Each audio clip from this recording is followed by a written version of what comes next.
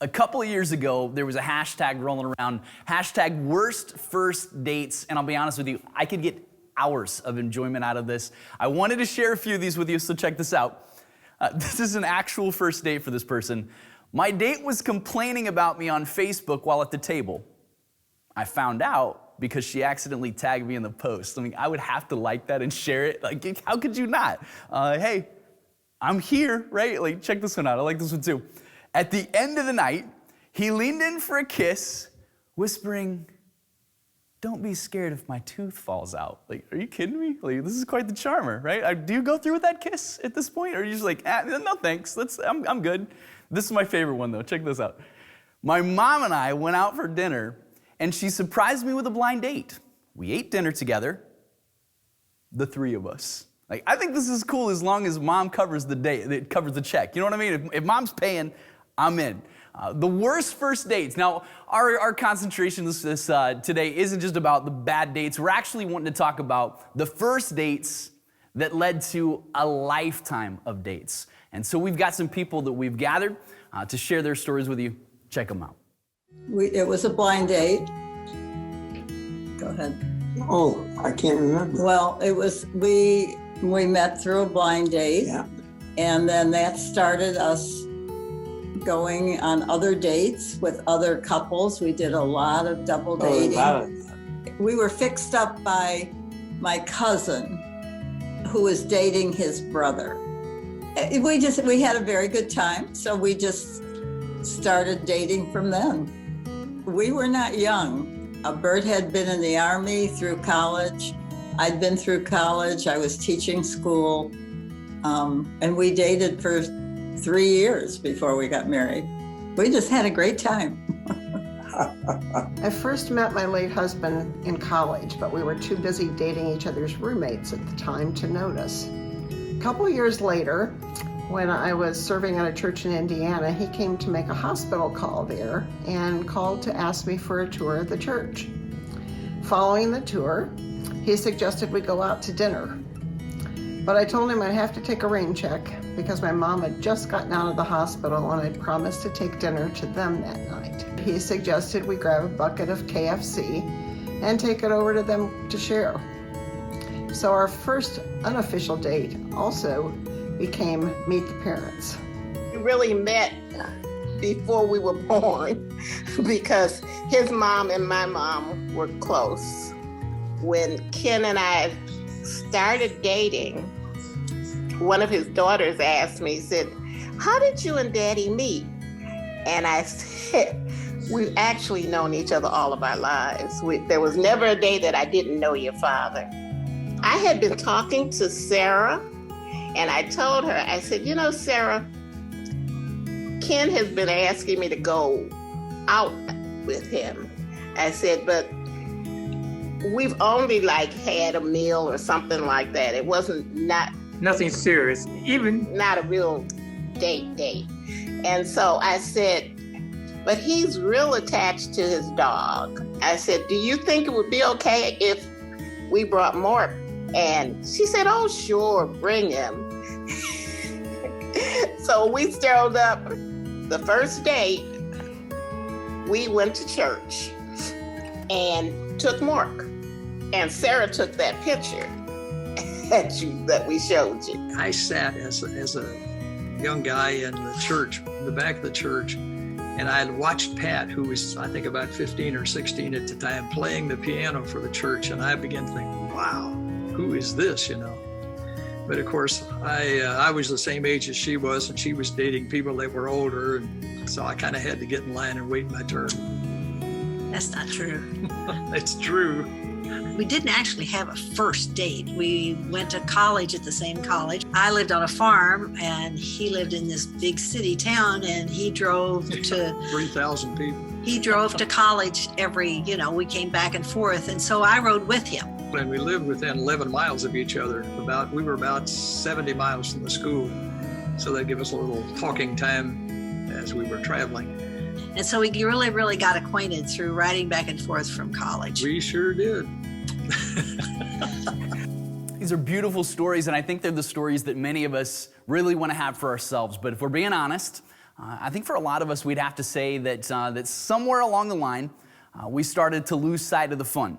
You know what I'm saying? Somewhere along the lines that it started to be about you do this and I'll do that, you cover this and I'll cover that. That almost the relationship became like a business relationship instead of a romantic relationship, instead of a marriage relationship. And I honestly think this is a bigger deal than we give it credit for. In fact, Craig Rochelle says it this way: if you don't have some fun in your marriage, one day you may not have a marriage. It's a big deal. And I think about the series that we're in. We're continuing this series to talk about, from this day forward, some specific commitments that we're making in our lives. We've already talked about this last week, that first commitment that really, I think, is foundational for all of this stuff, to seek God. But today we're talking about another one that I think is totally underrated, and I think we all need to hear, and it's this: to share fun. That's what God is calling us to today, to share fun. But before I do this, I want to address a few groups. Now, if you're listening to this and you're one of our dating couples or you're engaged, let me just tell you, you're already having fun. I know you guys are having a great time. You can just sit back and enjoy this message. In fact, through the next part of this message, would you just pray for the married people? We would love it if you did that. Now, another group that I want to address before we get into this, for those that are widowed. Some of the things that we're going to talk about might bring some pain just to think about these things. But I want to tell you that we see you, but please do not hurt alone. And even more than that, please share your stories. Don't stop sharing your stories with people that are younger than you. I mean, I cannot tell you how much I have been encouraged by the people that have shared their stories with me. So please speak up. And finally, to those that are single or divorced, we want to tell you there's some truth in this message for you as well. So please don't check out. In fact, one of our teaching pastors, the one who leads our writing team, in fact, Tammy Melchine, is single. She actually shared this with us. I want to read you this note that she wrote. As a single person, I've come to recognize that fun is as important to my emotional and mental health as it is to everyone. A couple of things I've learned about fun. I have to plan for it. Since I live alone, hanging out with people isn't built into my daily routine. I've had to be intentional about asking friends to make plans to get together. And two, I've also learned that I can have fun by myself. During a stretch of my life when I really didn't have a circle of friends to hang out with, I made the decision that I was not going to let that stop me from doing the things I enjoy. Sure, at first I felt a little awkward going to a movie or a sporting event or a restaurant by myself, but I got over that. Now, at times, I even prefer to do things on my own. I look at these little solo outings as a chance to have some adventures, and I find the blessings in that. Fun is a non-negotiable in my life, and it needs to be in yours too. This is incredibly important, and no matter what your relational status is, no matter what perspective you're bringing today, that we commit ourselves to sharing fun. Now, think about this. If I were to ask you to give me, say, a word that described God, I mean, all the standards, how would you describe God? Everybody says stuff like, he's loving, he's gracious, he's powerful. But I want you to dig into this a little deeper. If I were to ask you to give me 100 of these words, 100 words describing God, do you think that you would ever get to the word fun? I'll be honest, there is a part of me that thinks that I may never get to that point. I mean, we have this impression of church, we have this impression of our experiences with God where fun doesn't really even seem to come into the equation. I'm going to tell you, I honestly think that is exactly where we're missing it. Why? Because I believe that fun is in God's character. I mean, you look all over the Bible and you're thinking, are you kidding me? You're going to find a lot of fun things in the Bible. This one might surprise you. This is in Isaiah chapter 25. Check this out. On this mountain, the Lord Almighty will prepare a feast of rich food for all peoples, a banquet of aged wine, the best of meats, and the finest of wines. This is a feast. Now, I just want you to think back to the feasts that you've been to, like feasts that actually have good food and the best wine and more wine. I mean, you ever sit back from a feast and go, that was a little bit boring, actually. Like, nobody goes to a feast and doesn't have fun. You stuff yourself and have a great time. But what are they celebrating? That's the important thing. Here's the picture. He will swallow up death forever. This is what they're celebrating. He will swallow up death forever. The sovereign Lord will wipe away the tears from all faces. He will remove his people's disgrace from all the earth. The Lord has spoken. And when you're in the Bible and you read the words, the Lord has spoken, you better listen up, right? You see, this is hundreds of years before Jesus comes to the planet, and God is giving his people a picture of what is to come. And when God talks about Jesus coming and swallowing up death forever, Paul talks about this in 1 Corinthians 15, where death, where's your sting? Where's your victory? Death has been swallowed up. When I think about this, God gives this the picture of a feast.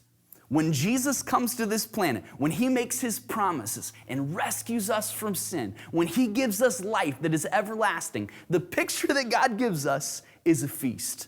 And we're not talking about a glass of room temperature water and some dry toast. When Jesus makes his promises, it's a feast. When we celebrate this, it's a feast. You see, he didn't hold back on us. When I think about God in this setting, in this picture, this is a God who goes overboard. He didn't give us a teaspoon of grace. He gives us a feast of grace in Jesus. I mean, I look at this and how could I not think that we serve a God who isn't just fun? He invented fun and pours it out on his people. This is our destiny. This is what you and I get to experience. A feast with our Father. You see, fun is in God's character. But I want to give you another angle on this. Fun isn't just in God's character. Fun is in God's design. Now, there's a text in Ecclesiastes 3 that I want to share with you. Now, most of the time when we're in this, we're probably hearing this at funerals or something like this. Check it out. There is a time for everything and a season for every activity under the heavens. A time to be born and a time to die. I mean, you can hear it right now, right? The guys up front with some robes on, we're reading this real slow. Everybody thinks this is a sad text, or maybe you're thinking about that bird song, turn, turn, turn. He keeps going. See, there's some rhythms in life that God has designed for us to walk in. Don't miss it. There's a time to tear down and a time to build. A time to weep and a time to laugh. A time to mourn and a time to dance. You see, when I think about life, God has designed us, not just to be in serious mode all the time. He's designed us to have times to laugh, times to dance. I mean, I think about the Ishmael house. You know, I have 4 kids at home, and it's still goofy around there. There are times where my 2-year-old will randomly start dancing. Now, if I'm going to share the fun in my life, if I'm going to enter into the rhythms that God has designed, there are some times where I've got to shake off my own crustiness, shake off my own inhibitions, and join in the dance in my living room. I mean, just the other day, he was singing me happy birthday and dancing around. By the way, my birthday is not until April. Does that matter to Jackson? No. It doesn't matter to me either if it means sharing the fun with this guy.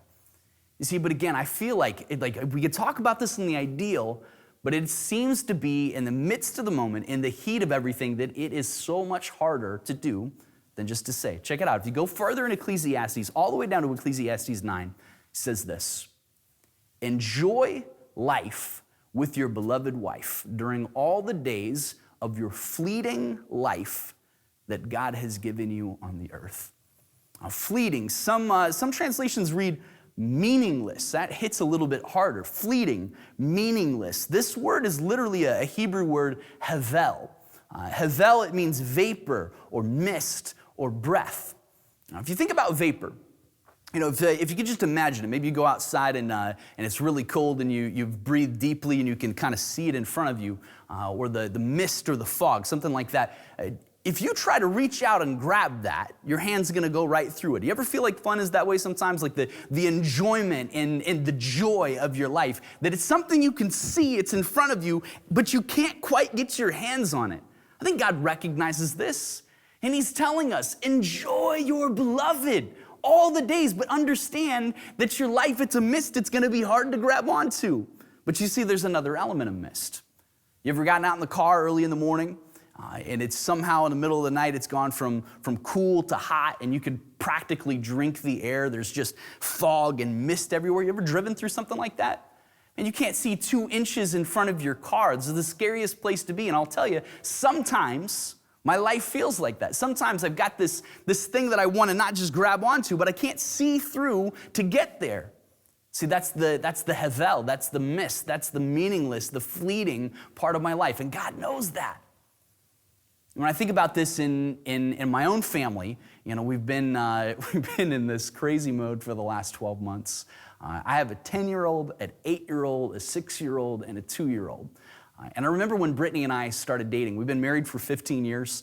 Actually, we had our first date on January 21st of 2005.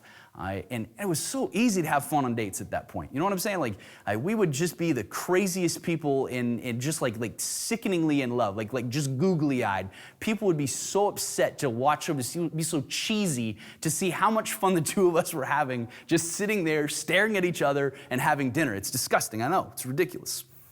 But things started to change. We had our first kid, and Sophie is her name. And the funny thing is, we still went to the same restaurant that we loved to go to for our dates all the time. We'd share our dessert with her, and it seemed like, man, we could do this forever. Like, man, one kid, it's easy. Like, let's have another one. We're so good at this, right? And I still remember having two kids. Like the bistro that we used to go to that was quiet and romantic. Like, that's out. We started going to some pizza place, and then we had a third kid, and no longer do we order at the pizza place. We actually called them ahead of time and said, hey, the Ishmaels are in. Can you throw the pizza in for us? We would walk into the restaurant. The pizza's on the table. We would eat as fast as we could, and we would leave as fast as we could because we were going to be a wreck within 30 seconds of being in that restaurant. You know what it looks like now for us to go out to eat? It's a trip through the McDonald's drive-thru. Have you ever tried to order Happy Meals, 4 of them, for kids in the back seat that are all having their own specific order? There's like 15 details in the McDonald's Happy Meal. You gotta get the right toy, you gotta get the right side, you gotta get the right everything. And the whole time, Brittany and I are looking at each other saying, what happened to our dates? Like, I can just hear B.B. King in the background. The thrill is gone, baby. And we're losing our minds. I'm telling you, it is hard sometimes to share the fun in the midst of the vapor. It is hard to share the fun. So you've got to make a commitment to do this. And I really do believe it's important. So I want to give you a couple angles on this. I want to challenge you in 2 ways. And the first of those is that you would pursue fun. You see, it's not enough to just sit back and hope that it comes to you. Have you ever seen a couple and you look at them and you think, man, those people look like they are having fun. Those people look like a ton of fun. You want to know how it happened? It's probably because they are fun. It's probably because they actually pursue fun and make it a point in their lives to have it. There's an example of this, and I know in the midst of this season that this sort of thing might be harder than ever, but there's a guy named Doug White. This is actually a dude from Chicago who had this idea. All these restaurants were shut down, and this is what this crazy man did. Instead of just going, oh man, I can't do anything, I can't go anywhere, this guy decides to pursue fun. He goes to his minivan and he clears the back of it out and he puts a little table in there and a couple of seats for he and his wife. And throughout this entire year, this guy has been taking his wife out to dinner in this van at all sorts of places. It's actually got a ton of attention. I think the Today Show picked this up. This guy's right here in Chicago. So when I look at Doug White, I am inspired by the way that this man doesn't say, oh man, I'm limited so I can't do anything. This guy says, no. It doesn't matter what's going to happen. I am going to pursue fun, to enjoy my beloved, to make sure that her and I get to commit to fun together. I love this picture, and I would challenge you to do the same thing. I would challenge you to pursue fun in your life. Commit to sharing that. Now, there's another one I want to give you. This is to plan fun. Now, when I think about my life, I'm the type of person that's, I guess maybe I'll give you this caveat. I'm not the planning type of person. When I think about vacation, I don't want an itinerary. I want to forget what day it is. But I'm going to tell you, even for a person like me who isn't a planner, I want to tell you the kind of impact that planning fun has on my life and on my relationship with Brittany, on my marriage. When we talk about planning a couple of different ways, plan something soon that's like this week, that's smaller. But I would also challenge you to plan something that's far out. We're talking months out. Plan that vacation, plan that trip or that day trip or whatever you're thinking about that the two of you can share together. And I'll tell you what it does for me.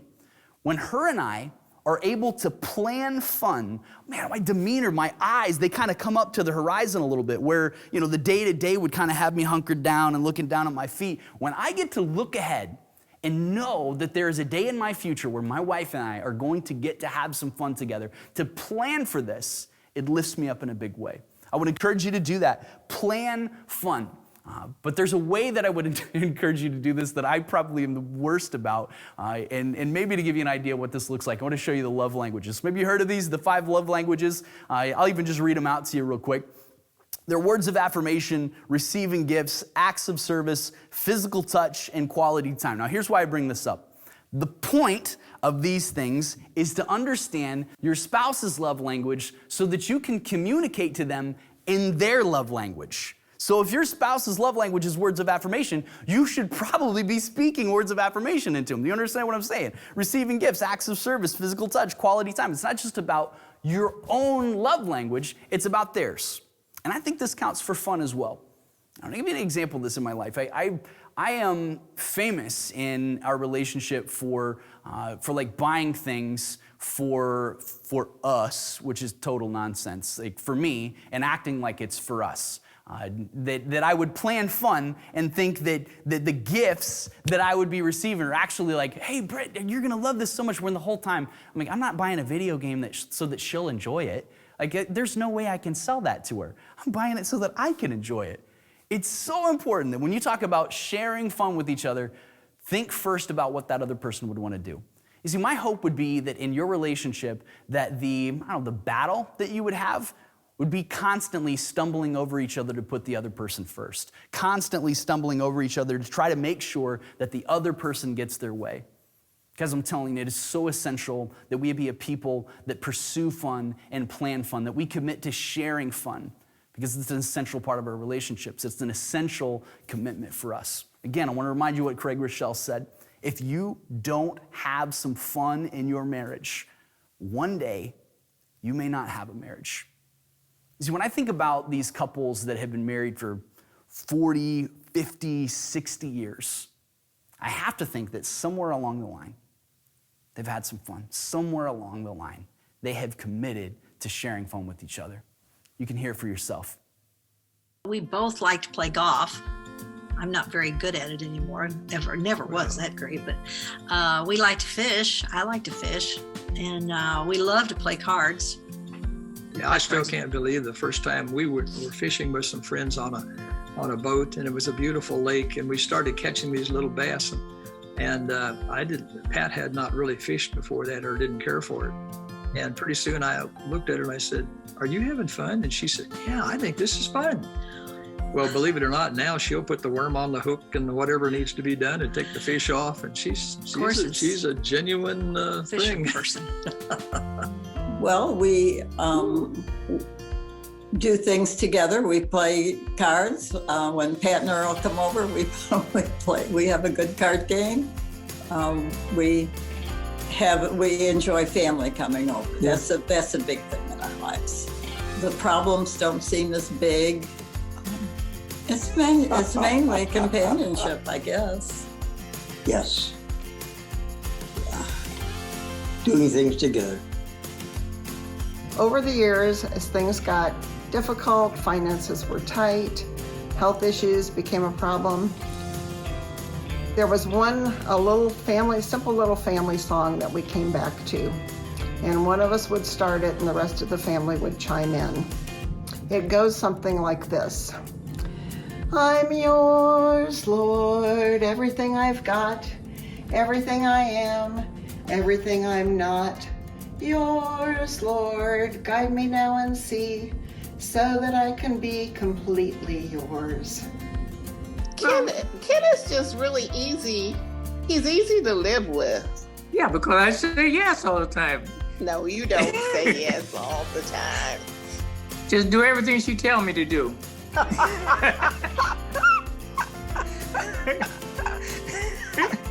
We'll keep it simple. We do everything together. Yeah, we do pretty much everything If together. it's something that has to be done that Usually, requires both of us, yeah. we do it. There's nothing where I'm going to do it my way or you do it your way. I think it's really a joint decision Right. in most cases. Ken and I have been immensely blessed. God has blessed us don't want to get emotional, but God has blessed us Oh yeah, we're very blessed. beyond our wildest dreams. Yes, we're very, very blessed. You know, miracle after miracle, blessings upon blessings upon blessings. And Okay, take your skirt and wipe your nose now.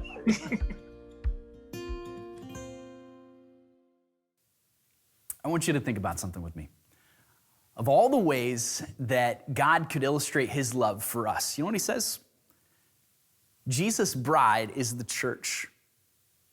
And when we have our own marriage relationships, do you realize that we actually get to be a demonstration? We actually get to show the world a practical picture of the love of Jesus in our own marriages.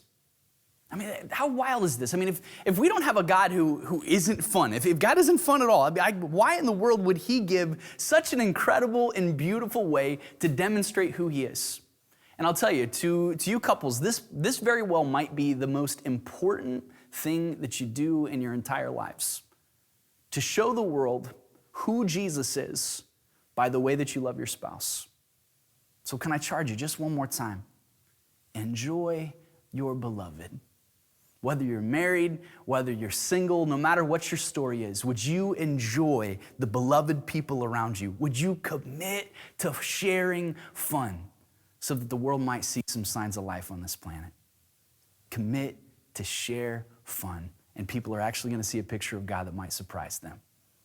See, I'm praying that today very well might be a turning point for you, that you can look back on Valentine's Day of February 2021, and it was the day that you began once again to recapture the fun in your relationship. Would you pray with me? Father, we thank you that Jesus gives us the most extravagant and generous and excessive love. Lord, that he didn't hold back on us when he gave his life to us.